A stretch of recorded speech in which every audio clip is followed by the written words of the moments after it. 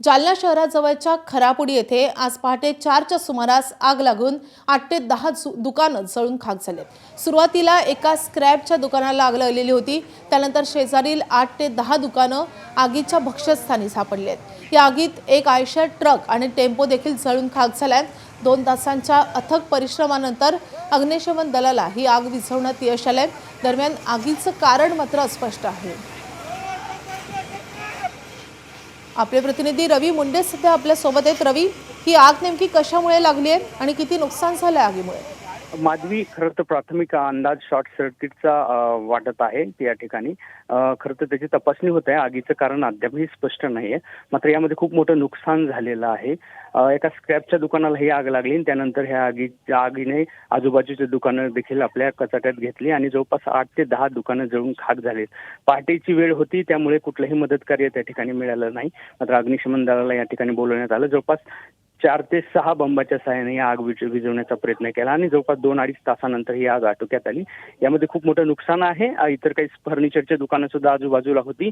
आता नेमकी कशाची दुकानं होती हे सकाळीच स्पष्ट होईल, पण आता अशी परिस्थिती आहे की त्या ठिकाणी खूप मोठं नुकसान झालेलं आहे। आगीचं कारण शोधण्याचा प्रयत्न होत आहे। मात्र पहाटे ची घटना असल्यामुळे या ठिकाणी कुठलंही मदत कार्य न मिळाल्यामुळे सगळी दुकानं अक्षरशः भस्मसात झालेली आहेत। माधवी, रवी, धन्यवाद या सगळ्या सविस्तर माहितीसाठी।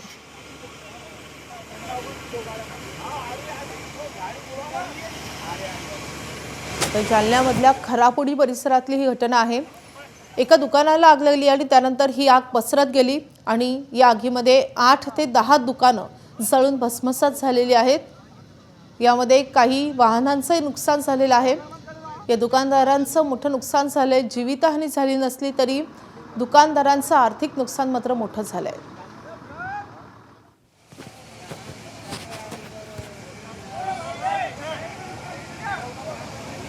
पहाटेच्या सुमारास घडलेली ही घटना असल्यामुळे तत्काळ मदत मिळू शकली नाही आणि त्यामुळे आगीवर नियंत्रण मिळवायला काहीसा वेळ लागला।